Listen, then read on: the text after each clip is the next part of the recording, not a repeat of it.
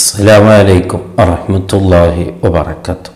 ബഹുമാനപ്പെട്ട ലുഖ്മാനുൽ ഹക്കീം റളിയല്ലാഹു അൻഹു മഹാനവറുകൾ തൻ്റെ മകനെ ഉപദേശിച്ച പല ഉപദേശങ്ങളും ഇതിനു മുമ്പ് നാം ഓർമ്മപ്പെടുത്തിയിരുന്നു. ആ കൂട്ടത്തിലെ വളരെ ചിന്തനീയമായ ഒരു ഉപദേശമാണ്. തൻ്റെ മകനെ വിളിച്ചുകൊണ്ട് പറയാണ്, യാ ബുനയ്യ കമാ തനാമു കദാലിക തമൂതു കമാ തസ്തയ്ഖിദു കദാലിക തുബ്അസു. എന്തൊരു വാക്കാണ്! എങ്ങനെയാണ് മരണപ്പെടുക, എങ്ങനെയാണ് അല്ലാഹു സുബ്ഹാനഹു വ തആല ഒരു മരണപ്പെട്ട ആളെ രണ്ടാമതായി ജീവിപ്പിക്കുക എന്നതിന് അള്ളാഹു നൽകുന്ന വലിയൊരു അടയാളമാണ്. പക്ഷേ നാം അത് ചിന്തിക്കുന്നില്ല എന്നേ ഉള്ളൂ. എന്താണ് അതേ നാം ഉറങ്ങുക എന്നുള്ളത്? നാം എല്ലാ ദിവസവും ഉറങ്ങുന്നുണ്ട്, അതുപോലെ തന്നെയാണ് മരണമെന്നുള്ളത്. ഈ ഉറങ്ങുക എന്നുള്ളത് അത് നമ്മുടെ കഴിവല്ല, നാം കിടന്നു കൊടുക്കുന്നു എന്ന് മാത്രമേ ഉള്ളൂ. എന്താണ് ഈ ഉറങ്ങുക എന്ന് പറഞ്ഞാൽ അത് നമ്മുടെ അധികാരമല്ലല്ലോ, നാം നിയന്ത്രിക്കുന്നതല്ലല്ലോ, അതിന് പിന്നെ ആരോ പ്രവർത്തിക്കുന്നുണ്ട് എന്നുള്ളത് യഥാർത്ഥമാണല്ലോ. എങ്ങനെയാണ് ഉറങ്ങുക എന്ന് പറഞ്ഞാൽ നമ്മുടെ ശരീരം അവരെ തന്നെ ഇല്ലേ? എന്നിട്ട് നമ്മൾ എവിടെ പോയി ആ ഉറങ്ങിയ സമയത്ത് നാം എന്തു ചെയ്തു? അതാണ് അള്ളാഹു. അതൊക്കെ എന്തിനാണ് ഈ ലോകത്ത് അള്ളാഹു ഉറക്കം തന്നത്? ഒരു നിലക്ക് അത് മരണമുണ്ട് എന്നുള്ളത് അള്ളാഹു അറിയിക്കാൻ വേണ്ടിയാണ്, അള്ളാഹു നമ്മെ ബോധ്യപ്പെടുത്താൻ വേണ്ടിയാണ്. പക്ഷേ ഉറങ്ങിയാലോ പെട്ടെന്ന് നാം എണീക്കുന്നതും അതും അത്ഭുതമാണ്. നമ്മുടെ നിശ്ചയപ്രകാരം ഞാനിപ്പോൾ എണീക്കണമെന്ന് ചിന്തിച്ചാൽ പോലും നമ്മളെ നിശ്ചയപ്രകാരമൊന്നും എണീക്കാൻ കഴിയില്ല. റബ്ബ് നമ്മെ എണീപ്പിക്കുകയാണ്. അതുകൊണ്ട് നാം മനസ്സിലാക്കണം, നമ്മെ ഉറക്കിയ റബ്ബിന് രണ്ടാമതായി ഉണർത്താൻ അവനെ കൊണ്ട് സാധിച്ചിട്ടുണ്ടെങ്കിൽ, അതേ നമ്മെ മരിപ്പിക്കാൻ സാധ്യതയുള്ള അധികാരമുള്ള റബ്ബ് രണ്ടാമതായി നമ്മെ യാത്രയാക്കാനും ജീവിപ്പിക്കാനും അവനെ കൊണ്ട് സാധിക്കുമെന്നതിൽ യാതൊരു സംശയമില്ല എന്ന് ബഹുമാനപ്പെട്ടവർ തൻ്റെ മകനോട് ഉപദേശിക്കുകയാണ്. എന്നിട്ട് പറയാണ്, ഫഅമൽ അമലൻ സ്വാലിഹ ലിഅജലി ഇൻ അൻ തനാമു വതസ്തയ്ഖിലുകൽ അറൂസ്. മോനെ, നല്ല നിലക്ക് അമല് ചെയ്യണം.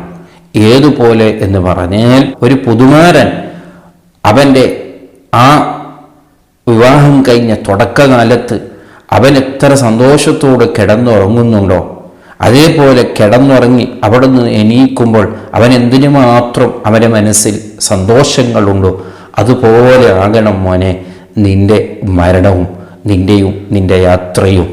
അതായത് അത് ആകണമെങ്കിൽ നല്ല അമലും ധാരാളം അധ്വാനിച്ചാലേ നിന്നെക്കൊണ്ടത് സാധിക്കുകയുള്ളൂ മോനെ.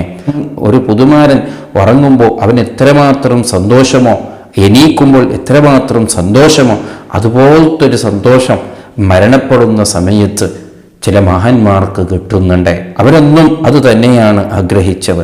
ഇതിലൂടെ മനസ്സിലാക്കണം, മരണമെന്നുള്ളത് ഭയമുള്ളതല്ല, മരണമെന്നുള്ളത് ദുഃഖമുള്ളതല്ല. പക്ഷേ അത് ആർക്കാണ്? നല്ല മനുഷ്യന്മാർക്ക്, അല്ലാഹുവിനെ ഇബാദത്ത് ചെയ്യുന്ന ജീവിക്കുന്ന മഹാന്മാർക്ക് മരണം ഒരു പ്രശ്നമേയില്ല. അവരത് കൊതിക്കുകയാണ്. അവർ കൊതിച്ച എത്രയോ കാര്യം എനിക്ക് കിട്ടാൻ പോവുകയാണ്. അതിനുവേണ്ടി അവരിങ്ങനെ ആഗ്രഹിക്കാണ്, ഒന്ന് മരണപ്പെട്ടിരുന്നെങ്കിലോ, എനിക്ക് റബ്ബിൻ്റെ ആ സുഖങ്ങളൊക്കെയും അനുഭവിക്കാമല്ലോ, ഈ താഴ്ന്ന ദുനിയാവൊന്ന് തീർന്നു കിട്ടുമല്ലോ, ഇനിയിവിടെ ഞാൻ പേടിക്കേണ്ടതില്ലല്ലോ, ഹറാമിയത്ത് വന്നു പോകുമോ, ഹറാമിയത്ത് ചിന്തിച്ചു പോകുമോ, ഹറാമിയത്ത് ചെയ്തു പോകുമോ, ഒന്നൊന്നും ഇനി ഞാൻ ചിന്തിക്കേണ്ട ആവശ്യമില്ലല്ലോ, അതൊന്നും തീർന്നു കിട്ടിയല്ലോ എന്നുള്ള ഈ മുസീബത്ത് അവർ ദുനിയാവിലെ മുസീബത്തായി ആണ് കാണുന്നത്. ഇതൊന്ന് തീർന്നു കിട്ടിയിരുന്നെങ്കിലോ എന്ന് ഇങ്ങനെ കൊതിക്കുന്ന എത്രയോ മഹാന്മാരുണ്ട്. അവരെന്തുകൊണ്ട്? അവർ ധാരാളം അമല് ചെയ്ത് അവരെ മനസ്സ് അല്ലാഹുവിലേക്ക് തിരിച്ചതുകൊണ്ടാണ്. അതുകൊണ്ട് ബഹുമാനപ്പെട്ട ലുഖ്മാനുൽ ഹക്കീം റളിയല്ലാഹു അൻഹു പറയാണ്, നീ അങ്ങനെ ഒന്ന് ഉറങ്ങി എണീക്കുന്നത് പോലെ നിന്റെ മരണവും അതുപോലെ ആ സന്തോഷകരമായ ഒരു ഉറക്കം പോലെ ആകണം നിന്റെ മരണം. അതിൻ്റെ ശേഷം നിന്നെ യാത്രയാക്കുമ്പോൾ നിനക്ക് വല്ലാത്തൊരു സന്തോഷം ആയിരിക്കണം. അല്ലാഹുവിനെ ഇഷ്ടപ്പെടാത്ത, അല്ലാഹു ഇങ്ങോട്ട് ഇഷ്ടപ്പെടാത്ത ചില ധിക്കാരികളുടെ മരണമുണ്ട്. അതേ, അവരുടെ മരണം തന്നെ വല്ലാത്ത പ്രയാസമാണ്. പക്ഷേ അതിനേക്കാൾ പ്രയാസം ആ മരണപ്പെട്ട രണ്ടാമതായി അള്ളാഹു യാത്രയാക്കുമ്പോൾ ആ സമയത്ത് അവർക്കറിയാമല്ലോ ഞാൻ അള്ളാഹു ഇഷ്ടപ്പെട്ട ഒരാളല്ല എന്ന്. ഞാൻ മരണപ്പെട്ടത് തന്നെ അള്ളാഹുവിൻ്റെ ദേഷ്യത്തോടുകൂടെ, അള്ളാഹുവിൻ്റെ കോപത്തോടു കൂടെയാണ്. അപ്പോൾ ഇനി റബ്ബെന്നെ യാത്രയാക്കുമ്പോൾ എങ്ങനെയായിരിക്കും റബ്ബിൻ്റെ മുമ്പിൽ ഞാൻ നിൽക്കുക? റബ്ബെന്നെ യാത്രയാക്കുക, റബ്ബിൻ്റെ മുമ്പിൽ ഞാൻ എങ്ങനെ പോയി നിൽക്കും? അങ്ങനെ ഉണ്ടാകുന്ന സമയത്ത് അന്നുണ്ടാകുന്ന ഒരു ബേജാറ് എന്തുമാത്രമുള്ള ബേജാറായിരിക്കും.